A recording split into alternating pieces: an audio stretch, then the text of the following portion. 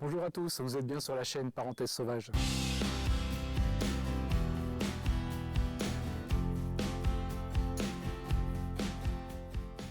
Nous sommes aujourd'hui au nord de l'État de Washington. Bienvenue à Molson, la ville fantôme.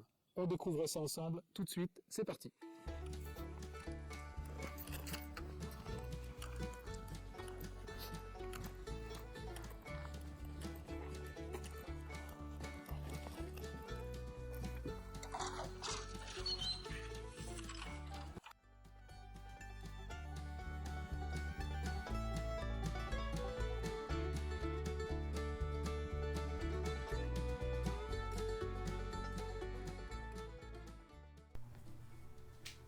Pour les enquêteurs paranormaux, ce serait probablement l'une des villes fantômes les plus actives dans l'État de Washington.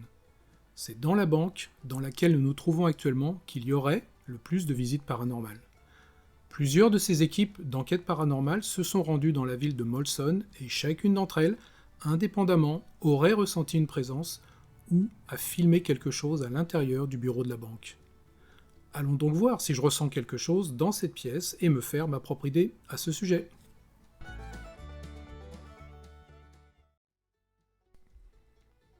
La banque est extrêmement bien conservée.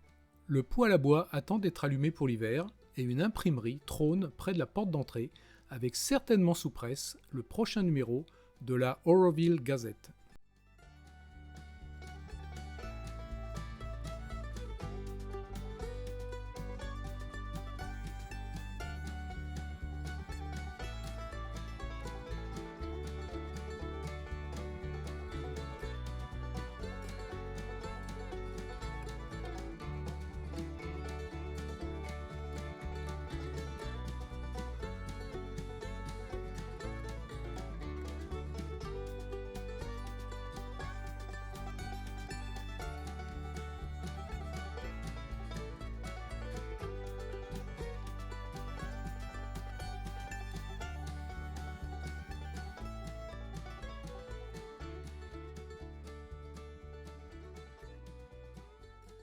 Il y a même encore quelques accessoires sur le comptoir qui attendent l'employé de la banque.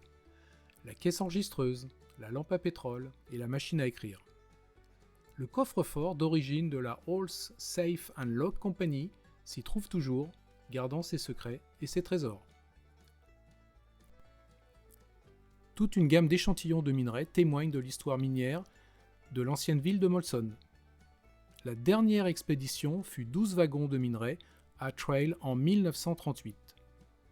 L'usine de Poiland China Mine a été intentionnellement incendiée en 1963 car elle représentait un danger pour le bétail et les touristes.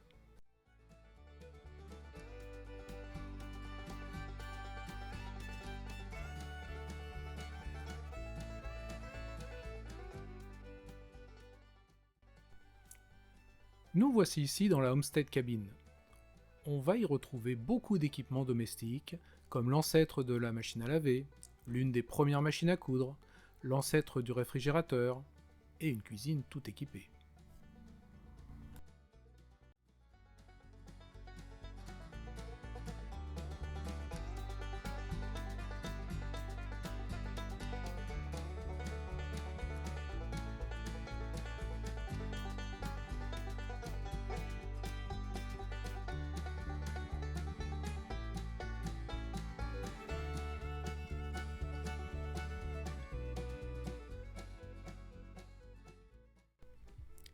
L'histoire de la mine Poiland China commence lorsque Neil Andem et J.M. Hinkins découvrirent un riche gisement d'or près de la surface le 22 mai 1896. En 1906, D.W. Dart de Dayton, Ohio, et 6 associés achetèrent la propriété et la société fut nommée Molson Gold Mining Company. En 1906, la Molson Gold Mining Company construisit 7 bâtiments, dont 3 résidences au-dessus de la mine. Ces 3 bâtiments subsistent aujourd'hui. Il y avait aussi un dortoir, une cuisine, un magasin général et un bureau d'analyse. Et c'est dans ce bureau d'analyse que nous nous trouvons aujourd'hui.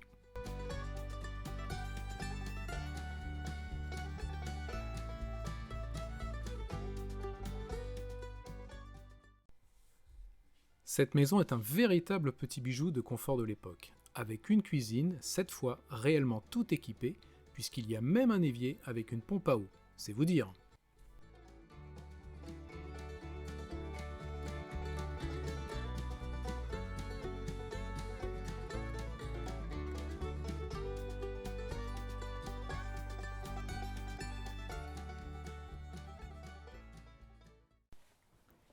La ville fantôme du Vieux Molson offre aux visiteurs un voyage dans le temps dans un ensemble de bâtiments et d'équipements, vestiges de l'histoire minière de la ville.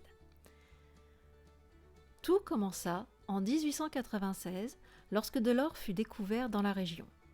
La famille Molson, originaire du Québec, y fonda la première entreprise minière et urbaine qui connut un plein essor de courte durée de 1900 à 1901. La population atteignit les 300 habitants. Puis lorsque la seule mine en activité fut épuisée, les prospecteurs désertèrent la ville pour chercher fortune ailleurs. L'entreprise ferma ses portes en 1901. Officiellement, la ville de Molson fut fondée en 1898 par George Meacham, promoteur de profession, et financée par John W. Molson, investisseur et membre de la célèbre famille brassicole canadienne du même nom. En 1900, les terres du Nord étant ouvertes aux colons, la population de la ville augmenta de nouveau. En 1905-1906, la Great Northern Railroad construisit une voie ferrée et Molson devint une escale sur le chemin de Spokane à Princeton, en Colombie-Britannique. Ce progrès amena des cheminots et davantage de colons, et la ville se développa et prospéra. Il y avait un hôtel, qui était toujours plein de cheminots et de commerçants, et un théâtre qui n'existe plus aujourd'hui. Malheureusement, Meacham n'a jamais enregistré le titre de propriété du terrain sur lequel il a fondé la ville. Alors, un homme local du nom de MacDonald saisit l'opportunité et l'enregistra à son nom. Il en informa immédiatement les commerçants et les habitants de la ville et leur ordonna de partir sur le champ. Un nouveau Molson a été établi à environ 800 mètres à l'ouest du site d'origine de la ville, ce qui engendra une amère querelle de 20 ans pour savoir quel site était le site officiel de Molson.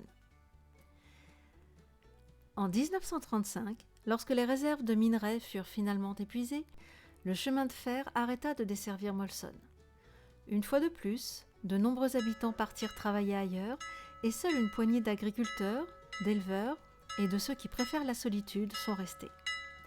C'est ainsi que vous trouverez Molson encore aujourd'hui, avec une population de 35 habitants.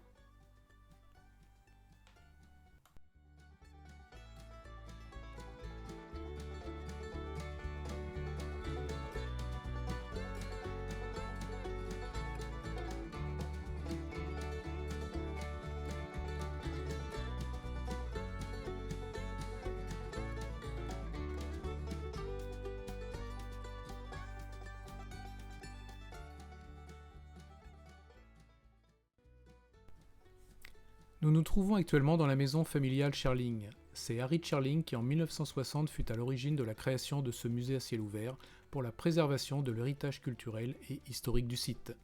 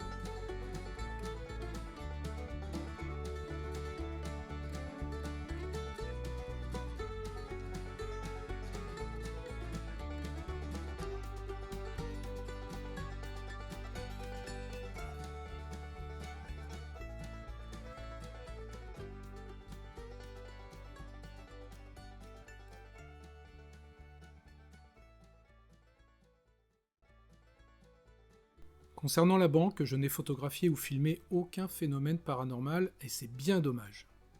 Est-ce mon accent français? Ou ma bienveillance envers ce lieu qui n'a réveillé aucun esprit du passé? Eh oui, le mystère restera entier. Pour cette fois-ci.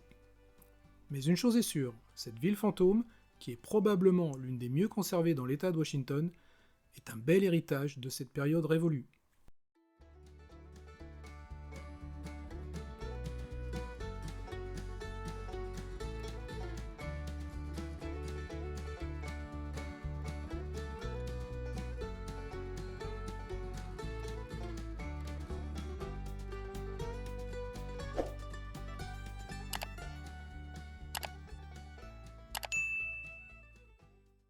Parenthèse sauvage.